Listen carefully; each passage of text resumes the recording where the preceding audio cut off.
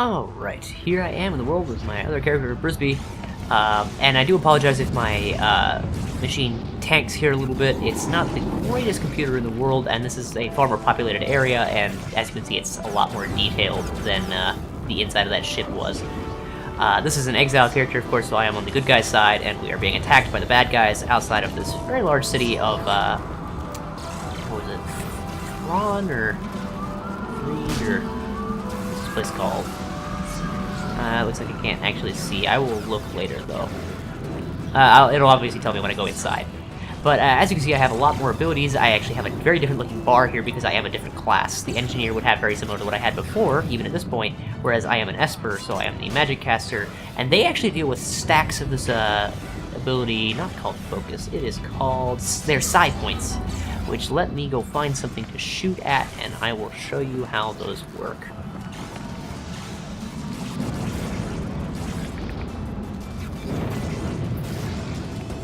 There we go, that's something. Looks like somebody's already beaten at it, but we'll take a shot anyway. There we go. And as you can see down below, it faded out a little bit because I'm not in combat anymore. This lit up right here. Eventually, it'll light on the other side, the other side, the other side, in the middle, and you'll have 5. 5 is your cap, and at your cap, all your abilities that utilize your side points get a massive boost to their effectiveness. So, most abilities you can kind of cast whenever, so I can... Boom. If there had been any creature in the way that would have made a giant crater and the creature would have been knocked down, I can heal myself. Super handy. Actually, it's a really nice heal. I can summon this little creature thing, which actually goes tanks and draws aggro for me. He's kind of creepy, but that's just what happens. But see, if I try to use 6, if I try to use 2, they're going to jiggle like that, and I cannot use them because I don't have any side points. So I will show you how that functions. That's a bad guy. They're good guys, sorry. I know they're just being bad and good, I swear.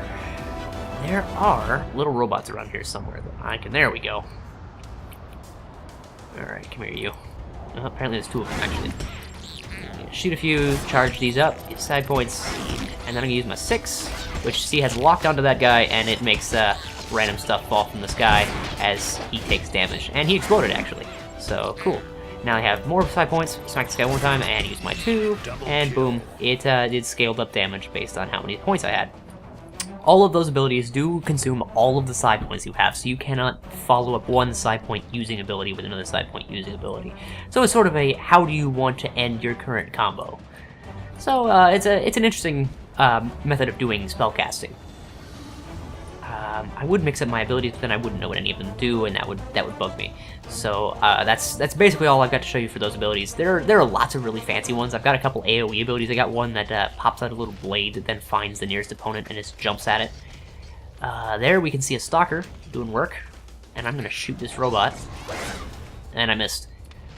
But what I was going to attempt to demonstrate with that is one of my favorite things about this game, and that is there is no kill stealing in this game. If you've ever played an MMO before, say WoW or EverQuest or anything like that, you've probably had the frustration of going out and say you've got to kill Urgash the club-footed. And so you go, okay, so you fight through all the little minions, you get to the bottom, and there's some dude there who just one-shots him and runs away. And you're shit out of luck. You gotta sit there until he respawns some 20 minutes later and hope that somebody else doesn't get there and start fighting with him and kill him before you can finish him off. And that is just the most frustrating thing. In this game, they've solved that more or less in 2 ways. One, things respawn really damn quickly. I've gone through dungeons type areas in the past where by the time you fought down to the bottom, fighting your way back out, you're fighting through all of the same enemies again, which on one hand it's kind of annoying because you had to fight your way in there already. On the other hand, if you have to kill a certain number of enemies, you can kill your way in until you're about 75% done, and know that if you turn around where you are and head back out, you'll get the other 25% and be done. So it's a good way of getting experience quickly and being able to optimize for quests. You'll never be out of creatures, even if you go in at the same time as people who are not in the same group as you. The other way they've solved that is that if you run over and see somebody fighting that boss you're supposed to kill, and you peg them before they die, or you could maybe do all the work, but either way, so long as you have done damage to it before it dies, within a certain time threshold. I'm not sure what it is, but I don't think you can just hit it once and let somebody else kill it 5 minutes later. You have to sort of be involved. If you are involved, however, you get credit for it. Doesn't matter if you're in a group, doesn't matter if you landed the killing blow, you both get credit for having killed that big creature. So several times I got quests that were, hey, this is recommended 2+ because there's this big beefy monster down at the bottom that's going to, kill you if you're alone. And on another character at one point I did try, and it did kill me because I was alone.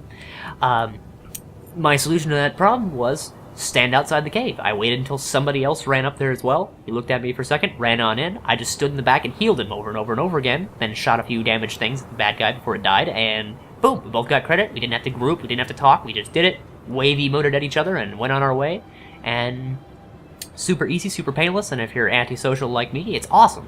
You don't have to get into a group if you don't want to, though it does make supporting for a group much easier because rather than having to click them on the battlefield as they run around to make sure your heal target's the right person, you have a list of the people on the side that shows their current statuses. So it does make that just a tad easier. So yeah, that is honestly my favorite part about this game. You don't have to hate other people being around. They may steal your objects that you need to collect for a quest, but again, those spawn really fast. But you never have to worry about someone sniping the boss creature out from under you. Unless you got there right after it died and you couldn't actually get a hit on it, in which case you still only wait like 5 minutes and then it's back. If that, I think I'm estimating high there. You can still be involved and get credit, get XP, get loot, and get quest credit for simply being in the area. So, yeah, it's super awesome. These are very similar to the things I was talking about with the settler career path, by the way. These will appear sometimes out on the outskirts, meaning a settler has probably run by and slapped one down. And so these are the kinds of bonuses you get, and that's what they look like. Really easy to spot from the distance. Oh, there goes the tanking I was talking about earlier. Here in town, I was going to show... Oh! I don't think it's going to happen anymore because they claimed that actually as of yesterday they fixed a lot of these issues. I was crashing quite a bit during the last couple times I played. Apparently there were memory leak bugs that were they would kind of catch up to you eventually. If that happens again, I apologize, but they have more or less fixed a lot of those issues. And even better, if they hadn't fixed these issues, I can just do this /bug, boom, super nice, easy to use bug reporting tool. So you can say, oh, there was a technical issue with, let's actually go though. There was a problem with an NPC. It was this guy right here. Click on a unit. I have included Thade Citizen. And it's an issue with his text/dialogue, and boom, this guy just sucks. Now, I'm not actually going to report this bug because I don't even know if they'd notice it, but I'm not going to bother with that. But I have used it a few times for problems, and a couple of those problems have subsequently been fixed, so probably enough of the same bug reports got in that they started paying attention. So that is quite nice. Otherwise, in town, what you're generally here to do is going to be buy things, which you can do from the people who are all around down there, or you can run up the hill here in this particular town, and this is where crafting happens. Now, I am not sure that guy's using that. Let me get to the unoccupied one. If I were to run over here, I believe I am a tailor. If I select this, boom, here are the few schematics that I know. I am not a very good tailor. But if I boom select this jacket, I have all the materials required to make it. I can hit load schematic. And I believe if I hit start craft, it's going to actually go through with it. But you know what? It doesn't matter. I'm not going to keep playing this for too much longer anyway. So if I hit start craft, the way this works, crafting requires you to fill in these circuit sections and then add a chip. So I have a chip. Let's use one of my crappy ones, which fills this bar up somewhat. And we're going to stick a tech in here, apparently, because they said it's the best match, and I really don't care too much. Now, you can funnel power into these by clicking these. And you can see I've now hit 83, and this adds 8 every time. So if I hit boom, or it doesn't add 8 every time. Sorry, I was up to +8. Never mind. If I go up, boom, I have now gone over the safe cap on the item. This is how much of a bonus I've been able to put on there. There is 10 bonus to tech, as well as the default bonus to Moxie, which is sort of their damage stat. If I had a better chip here, adding to this would increase this bar by less, so I'd be able to fit a bit more on there. As it is, 1% chance to fail is not that bad. I can keep increasing it and slowly increase the chance for it to fail until it's 100% chance. It doesn't even let you craft it. Let's go to the 23%. We'll just try to make this super awesome. And yeah, I'm kind of pushing the limits of my crafting ability here, I bet. But let's try it. It tests it, and this is still a bug, it seems. I've had this issue in the past before, where it kind of eats my materials, but does not give me anything. I've waited this out, thought maybe it would, give it to me eventually, and it doesn't. I'm not sure what this is. I have reported this bug. But, if it were working, I've had crafting work for me a few times in the past. If it were working, it would pop it up and say, hey, you were successful, or oh no, you failed. And if I was successful, it would give me my item and I'd be able to go on my merry way. As it is, I will just hit cancel and back out.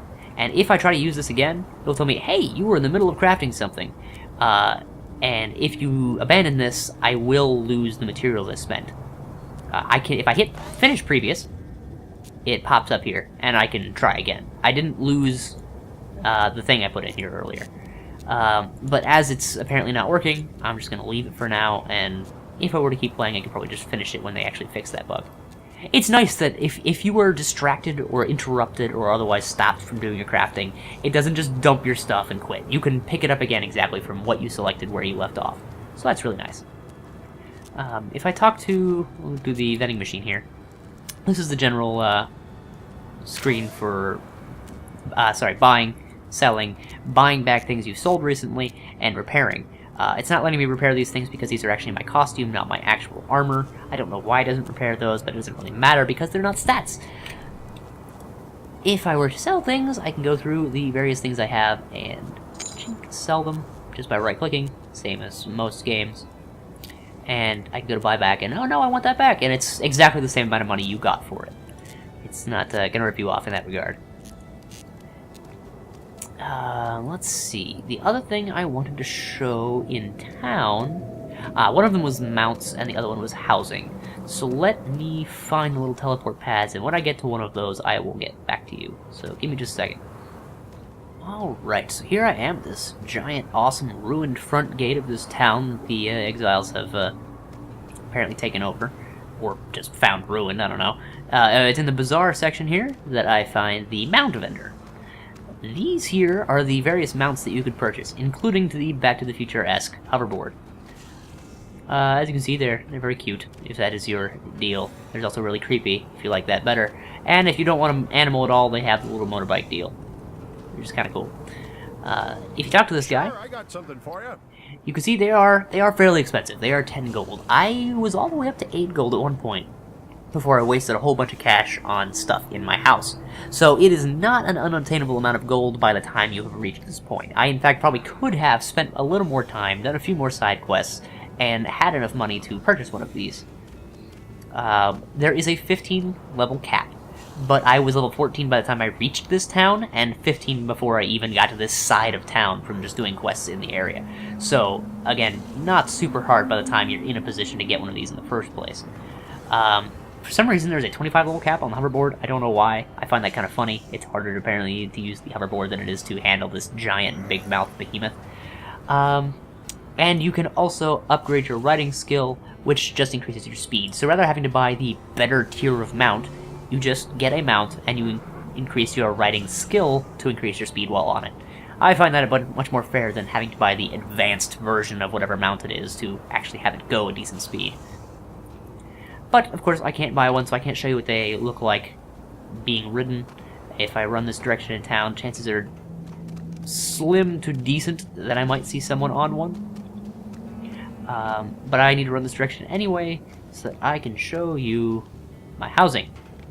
And you can get a good look at the town. It's very nice. It feels a little more empty than I think. Oh, this is what I was talking about, the settlers. Boom, someone has stuck in extra teleport pads to go to different places, so you can use those. Anyway, I I feel like the sound feels a little bit more empty than maybe an inhabited place would. It's got kind of a similar problem of, well, it's got a very different problem from, say, Oblivion, where there are barely any buildings to support a population. This is one of those where there's plenty of buildings and plenty of space, but you don't really see the people that much. So, I don't know. There's, this big bugger. Which is, funny, when I played in the previous beta round, they had an interesting bug where while they walked, their upper body would stretch like a good 20 feet out from their lower body, and their materials would just, like, warp all over the place, and, oops, I don't know where I'm going. And so they would just look, like, really freakishly weird as they walked around, looking like centaurs without front feet. And so, it was something I made a note about pretty quickly and submitted a bug for. Of course, I ended up walking through the forest. This is not where I wanted to be.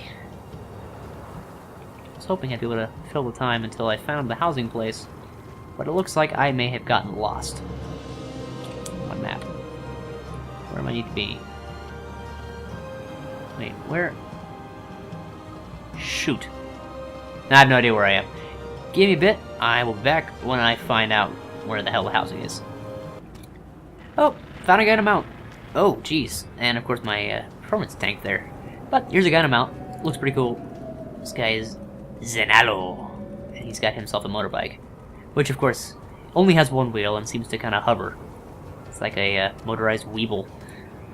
But I found that guy also when I found the housing place. It turns out I had turned the wrong direction going out of the shopping district. There's where I was at the beginning of that other segment. I could have just turned to the right and been right here. But no, I did it wrong. If I walk over here and use this little hologram here, boop, I can teleport to my house. Now, I recommend watching the Wildstar official video on housing because it's actually kind of hilarious. But this is more or less the kind of plot you get. I'm a cheapskate and too low to actually have much decent stuff, but here is my garden full of all of my stuff because everyone gets gardening/farming as a free skill that you don't have to purchase from a trainer and does not take up one of your skill slots. And you just find plants, smack them, and collect your goodies. This is super nice for me as a tailor because it means I get the stuff I need to make cloth right off the bat. And then if I were to open my inventory, honeyweed, yeah, sure, we'll plant that. You can just, boom, plant seeds super easily. Nope, nope. There we go. And see, got my farm going again. So, really cool. This is a meteor crater that I just picked up the thing I needed to place one in my house for free somewhere along the line. I don't think it does anything, but it looks cool. This is a very similar thing that I picked up that lets me jump like this, but what it also has is a challenge, which I will show you what these are. I talked to this plushie. Challenge begins. Boom! I've begun a challenge. So my challenge is to get to the top of this thing within that set amount of time that they've given me. So I can double jump my way up here with the super jump boost that it gives me. Oh, or I can fall off. I can fall all the way off. Thankfully not taking any jump damage because it's expecting me to fall long distances because I'm jumping so high. Thankfully this one does not have tears. Normally, shit, I'm really bad at this. I'm normally good at this, I swear. Anyway, normally there are tiers of difficulty for any challenge. There's, you know, bronze, silver, gold that you can get to get better chances of getting the loot you want rather than the loot they attempt to give you. Ugh, I don't know. I think the recording is really slowing down my frame rate. I am apologizing. It probably looks like crap to you. It kind of looks like crap to me. I would fix it if I could, but my computer may not be able to handle it. I'm just going to try to not jump off the mountain. But here we go. I've reached the top. There's this cool tree up here and a little plushie. And bing! I have finished my challenge, and I can see what rewards I get. So I can get a plushie, I can get a tree, I can get some cash. Renown is what you can use to buy certain things for your house as well as money.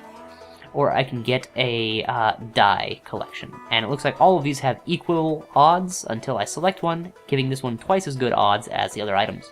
Doesn't mean I'm going to get it, but they are better odds. So it does a little roulette thing, and it looks like I got the cash. Seems pretty good to me. So I got that. And now there's a small bug where this kind of hangs around on the screen. I don't know why. But I'm going to jump off. Oh, I'm going to jump into that crystal apparently. I'm going to jump off. And eventually I will actually get out of range of my flying buff, but boop, stop myself and land. Super nice ability you get for being an explorer. What you might have seen from a distance is there, other houses floating around me. I am not entirely sure if these are procedurally generated or if these are actually other houses that they just pick at random, because these aren't always here. But I know you can select who you want to be your neighbor, that is, people who you want to be friends who can come over, who can then also be chosen to be roommates who will have permission to alter things in your house. Anyway, in the other slots I have crafting bench because I craft. I've got these trees and skins and things because I am an outdoorsman, and I can chop down this tree with this chainsaw I have. There we go. Survivalist is, sorry, the term. And these are here because I press landscape. And here is sort of an overview of my building. I have my house, which currently is... Ooh, no. It is the... it's not a spacious house. It is the cozy house. Apparently it's not here because I already have it selected. But I can choose, if I want to spend 1 gold, which I don't, to change my house to a different style. So there's that one, here's the bad guy house, here's the Chua house, Draken house, the good human house, there's the one I have, there's the various spaceships, and then you get into the spacious houses that have extra rooms and levels and things. But I don't have those. Additionally, if I click these things on the side, I can have different additions to my house, like I could have this ice pond, or I could have a garbage dump, or a hogglehenge, apparently. And most of these, most of them look nice, but some of them also have challenges you can complete in them. On the side ones, I can place things like the barbecue pit, or the mineral deposit, which I think was up here. Or maybe I scrolled past it. Either way, hedge maze, here we go, mineral deposit tier 1, and all this sort of stuff. And these are usually places you can use to gather materials for various crafting skills, which is super handy if, say, you're a miner and you don't want to go wandering all over the place for low tier mining stuff. You just get a mineral deposit on your house, head over there every so often, and pick it up. There is a small upkeep cost for however long you have it around. Eventually it will basically break and you have to repair it, but it's not crazy expensive, especially considering how long it takes, so it's not too bad. Alright, so that's all that stuff. Then, once you're done with that, is there anything else? No, there's not. Once you're done with that, you can also hit remodel. And that pops up this giant thing that covers up your screen. You zoom way out.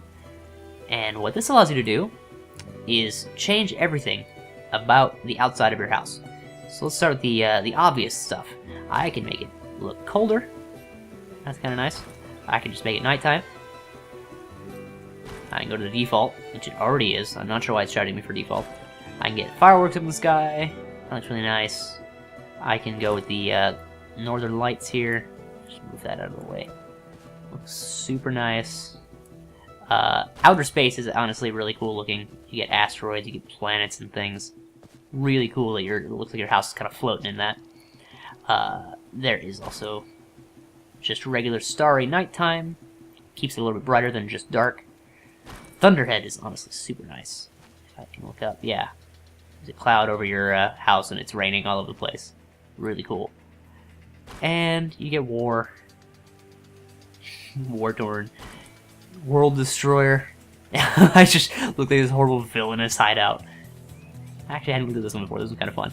And then I like underwater. Bubbles floating everywhere. But I can't actually afford any of these changes, so I'm not going to. Actually, I could theoretically afford underwater, but I'm not going to waste money on that.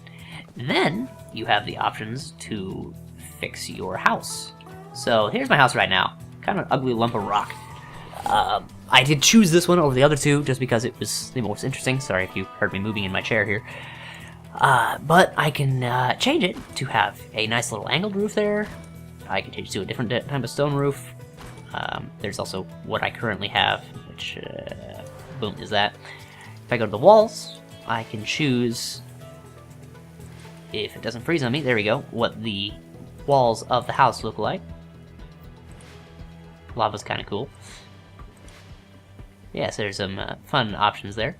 I can change the entryway, the whole like awning over the top. That's kind of cool. Not too many options for here, but there's some. I can change the door itself to just a hatch or a Hobbit-style door. And that is all for the outside. So as you can see, I canceled and it went back to default. If I run up to it though, and right-click, I actually have some stuff in here that I have found while exploring and doing things. I got my bed and my couch and this dead alligator thing. If I... still isn't going away. If I hit remodel in here, it is now for the inside. So if I look at the ceiling, I can change the inside of that spiral there. I can't change the whole ceiling, I can only change just that part. That's kind of some cool stuff. You get trim. There's the walls. I like the owls. Change the flooring. And change the lighting in here. I'm a fan of Hellfire. Also, really dark. There's a fun one of Noir. Yeah. I was gonna actually give a Noir-style narration, then I realized I'm really bad at ad-libbing that stuff. We get Steamy. We've got Underwater again, in case you want your entire house to be like that. And if you decide you want to move something, so say I want to move this drink. Oh, I need to shoot. There we go. Now I'm in edit mode. If I click my drink, I can drag it all over the place. I can open up the options here and scale it up and have this massive drink, which honestly, kind of a fan. Kind of a fan of that. I'm going to set it up on the table still. Oh, no, it looks ugly there. I'm going to turn it like that. I can use these handles here to spin it all over the place. And I can get rid of it. Oh, I see. You can link objects together, so that's cool. You could make solid objects. If I pop up the advanced controls, I can move it a little bit, so run at a time down, way up. I can move it sideways a little bit, so I can rotate on all its axes, I can scale it, all that sort of stuff. All here again. And you can copy and paste how you move things and move them the same amount over and over again. Super handy, you can make all sorts of crazy stuff. You don't have to obey the laws of physics. I've actually seen a guy who built a model of like a giant creature thing out of other pieces and junk that he found, so that was kind of cool. Oh, shoot, I undid it. Oh well, that's fine. Turn off edit mode now. And yeah, that's how housing works. I just realized this is going to be a really long-ass video. I appreciate if you guys have stuck through with me this long. It's really cool. And honestly, that's probably a good time to say I'm more or less out of stuff now. That is Wildstar up to the point that I have played. Apparently it's possible to die in your house. If that is the case, you spawn back here. Not sure how that would happen, to be fair. There is a lot of late-game content. My biggest complaint with this game thus far is that the early game content feels very samey. They don't do much to really show off the strengths of this game. The combat, while it's very dodging focused, which actually, I will do this.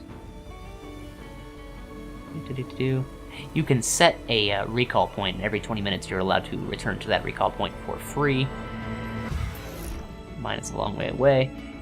Let me at least show you what the dodging combat, or what the combat is when it actually has enemies that try to attack you, rather than the ones that just kind of flop in your general direction and deal damage.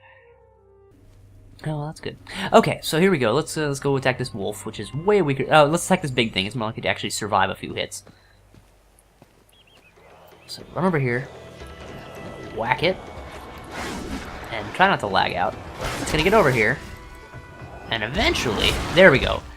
It creates that area, which when they're striped like that means they're actually dealing ongoing damage for as long as that area exists. We will see if I can get the other type. Not showing up. Oh, we've got a bug there for some reason. Kill him. Oh, he didn't die. Thankfully, I'm a bit higher level in this area, so it's not a huge deal. Is this guy going to bring up the other... No, this guy's just gonna die. Oh, regurgitate. Oh, the bear spit him up. I see. Let's try the wolves, because I know they, in fact, have one of those types of targeting reticles. So he's gonna run over here, and eventually, he will bring up there, that. And I dodged it. His ability basically did nothing to me. That's very much the combat of this game. There will be a few auto attacks. They don't do much damage. The most dangerous things in this world...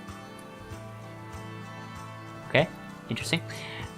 Most dangerous things that creatures can throw at you are those telegraphed attacks. There we go, telegraphs. That's what those things on the ground are called. Damn it. I don't know why that was so hard. And so it's very important that you're able to move and dodge and jump out of the way of these.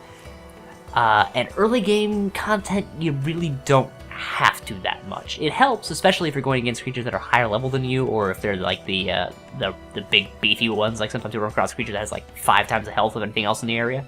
It's much more helpful to do that, but you can just tank it out, especially if you spec into that with your various item choices and things. But it doesn't really feel like you have to.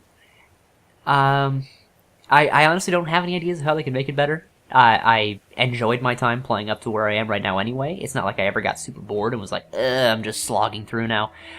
But there were times where I could feel like it was getting close.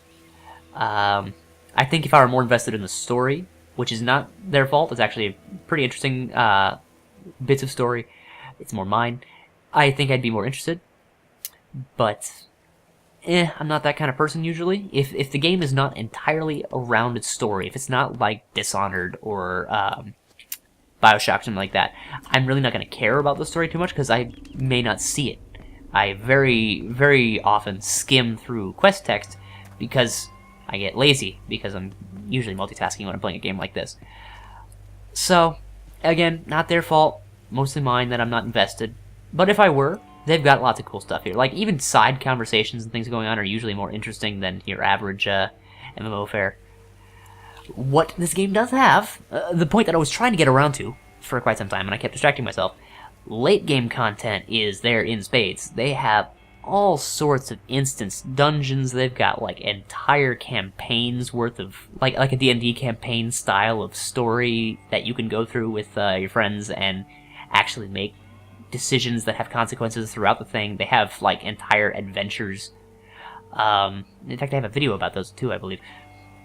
As well as raids, which, yeah, I don't know if you ever played any games that had those, but raids are generally very, very large groups of people who go in with the intent to kill a bunch of monsters and then very, very large boss monsters to get really awesome, very plentiful loot. They have a video out on those now, and that video is awesome, hardcore. But basically what it is these creatures fill up entire rooms. Whoa, okay. With telegraphs. Pictures I've seen actually have, like, 2 safe points in the entire room to stand. So you more or less want to know what the creature does. They won't one-shot you, maybe. But you better learn damn fast what these patterns are, because if you don't, they will wipe 30 of your 40 people in your raid, and then good luck finishing the thing from that point. And it just looks like a crazy amount of fun, but also it'd be horribly, horribly chaotic. Can you imagine coordinating that many people all at once? But if you could, damn, it's like, you know, your regular old school video game boss fight cranked up to 11. It's pretty crazy. I saw one, in fact, where various area effect attacks would actually drop the floor out, and you had to make sure you could angle these attacks, or get the creature to attack in areas far enough from the edge that it wouldn't drop the entire floor before the fight was over. So, very, very cool stuff like that. Lots of fun maneuvering while attacking. I actually have one of the more stationary classes, unfortunately, where I'd show you a bit more of the dynamic combat. But, yeah, that stuff's cool. I just haven't gotten there, and I'm not sure I'm the kind of person who can play an MMO to endgame. I like to play games with friends I already have, meaning I don't generally make friends while I play games. That sounds so backwards, I'm sure. But it means that if I don't have people who are at the same level of the game as me, I'm probably not going to play up 50 levels to match someone who's already at late game content, and I may not feel like going backwards to help someone at lower levels. I didn't want dead. Shush, dude. I may not be going back levels to help lower characters, though I'm much more likely to do that. to get friends who hadn't played yet up to where I am. So, I'm not target audience, but I still really, really enjoy it. If I could get over that fact, or if I had a bunch of people to play with, I would 100% plop down the monthly subscription fee for this game, which, you know, standard $50. But I'm cheap. Also, not too well off financially, and I don't have that cluster of people to play with reliably. So I'll probably just keep my eye on it, because people are of course doom and gloom. This is going to go free to play within the first week.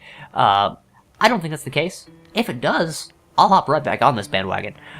If it doesn't, I'll still keep my eye on it. There are plenty of factors that could drag me right back into this game, even for the subscription fee. And that's even before considering the fact that there are, theoretically, ways to fund your in-game time simply by investing time, rather than having to pay that fee.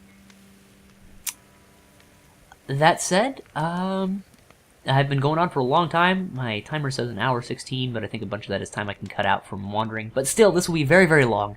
I hope you enjoyed it if you did watch it.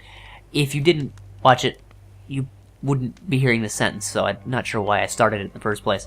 I hope you enjoyed this cool mount that just rode by there. And, yeah, there won't be too much more content about Wildstar, if any, for quite some time, because I'm not going to play all that much more, because the beta's ending. But I will see you later with more content. Dude, I'm not actually here. Please don't. Okay, thank you. I will see you folks later. Thank you for watching. See you next time.